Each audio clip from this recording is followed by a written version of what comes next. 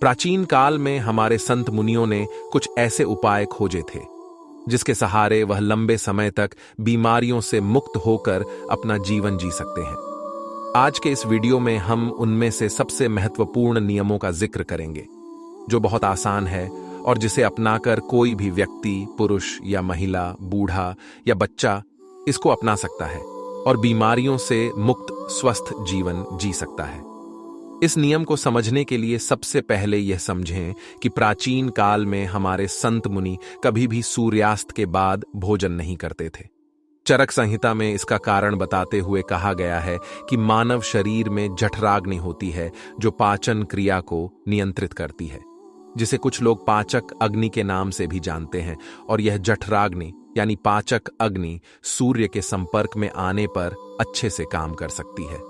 और जब कोई व्यक्ति सूर्य डूबने के बाद भोजन करता है तो रात के समय उसकी पाचक अग्नि सक्रिय नहीं होती है, जिसके कारण धीरे धीरे पाचन क्रिया में बाधा उत्पन्न होने लगती है और इसके कारण समय के साथ शरीर में बीमारियां उत्पन्न होने लगती हैं।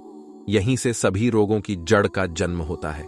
अगर इस जड़ को यहीं खत्म कर दिया जाए, मिटा दिया जाए, तो शरीर जीवन भर रोगों से मुक्त रह सकता है। अब समझने वाली बात यह है कि जब हमारी जठराग्नि यानी पाचन अग्नि ठीक से काम नहीं करती है तो हमारी प्राण शक्ति को काम करना पड़ता है और हमारी प्राण शक्ति एक समय में एक ही काम अच्छे तरीके से कर पाती है।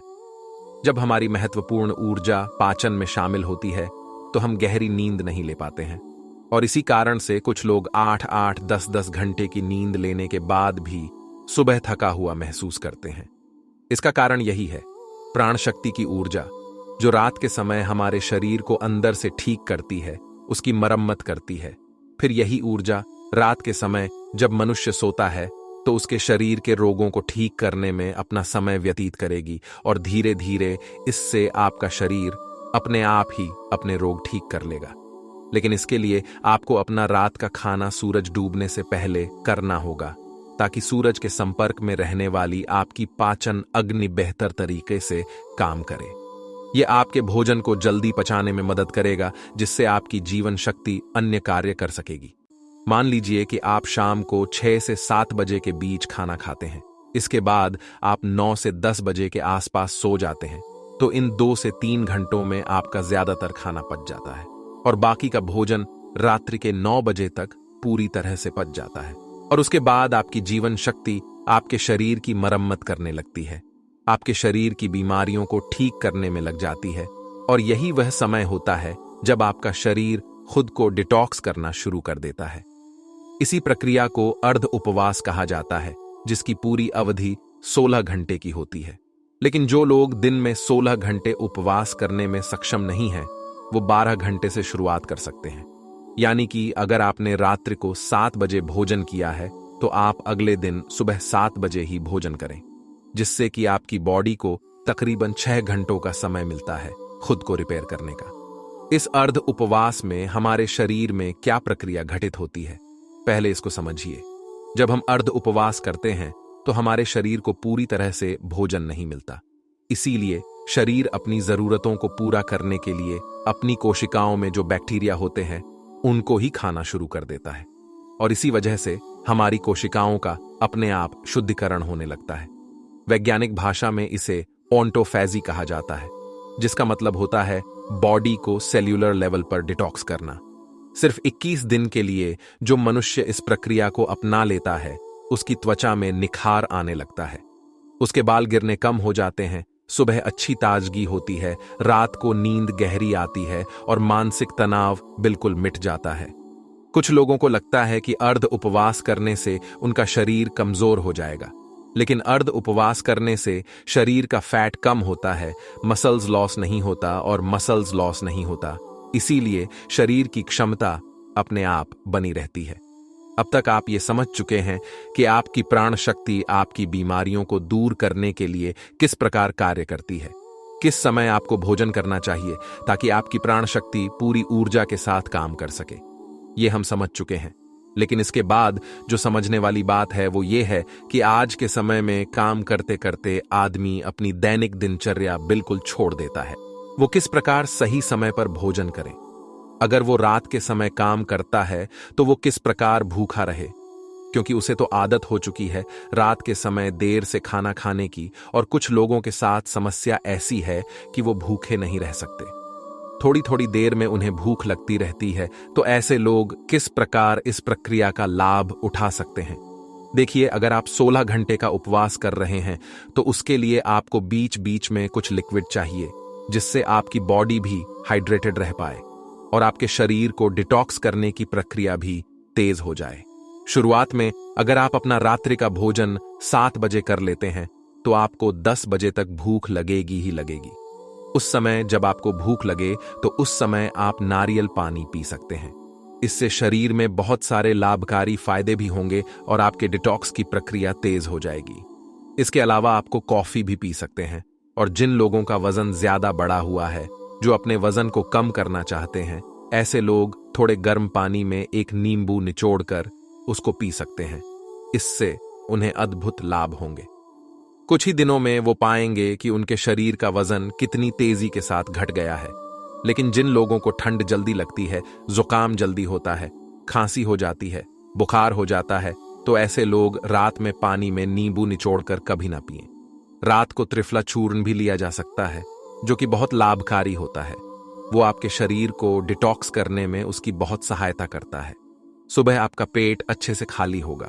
अगर रात को आप त्रिफला चूर्ण लेकर सोते हैं तो जिन लोगों को डायबिटीज या फिर शुगर की प्रॉब्लम रहती है, ऐसे लोग अर्ध उपवास पूरा करने के बाद जब अपना पहला भोजन करते हैं, यानी कि सुबह ब्रेकफास्ट जब वो करते हैं, तो हल्के गर्म पानी में एप्पल साइडर विनेगर, दालचीनी का पाउडर और ऊपर से एक नींबू निचोड़कर पी सकते हैं।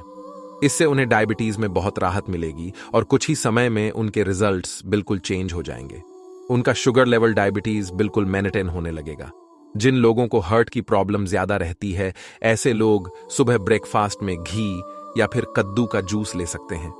ये उनकी त्वचा के लिए, उनकी बॉडी को डिटॉक्स करने के लिए और हार्ट के लिए सबसे ज्यादा बेनिफिशियल होता है।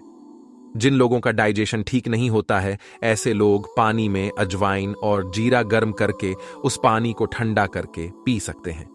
इससे उनकी पाचन क्रिया बहुत सुलभ हो जाएगी। और जिन लोगों को अर्ध उपवास करने में दिक्कत होती है, बार बार भूख लगती है, तो ऐसे लोग हल्के गर्म पानी में शहद मिलाकर पी सकते हैं।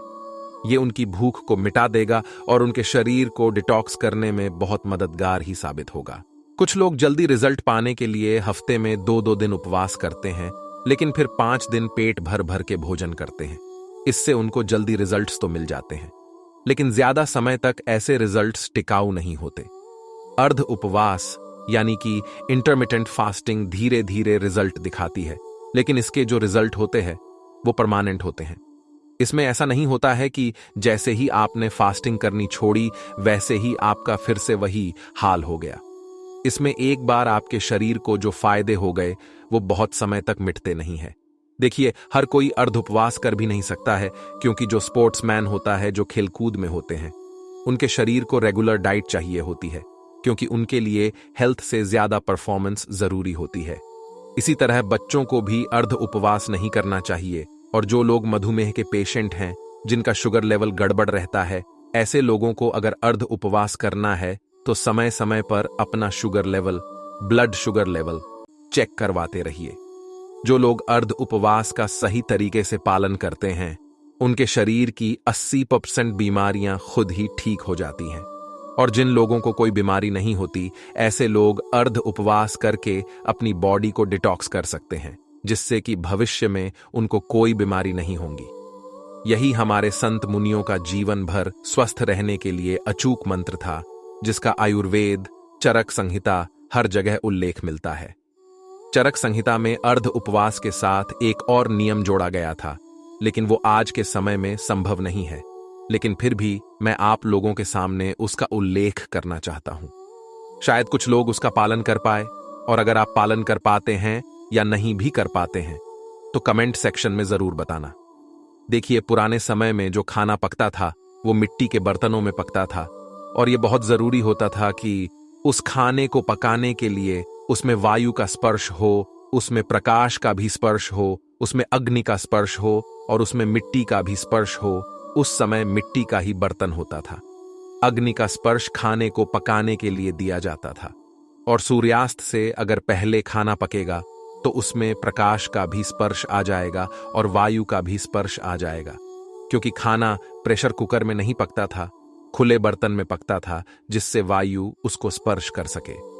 लेकिन आजकल की जीवन शैली में यह संभव नहीं है। इसीलिए कम से कम हम अर्ध उपवास करना तो सीखे। चाहे हम उस तरह का भोजन तैयार नहीं कर पा रहे, लेकिन अर्ध उपवास करके अपने शरीर को फायदा तो पहुंचा सकते हैं।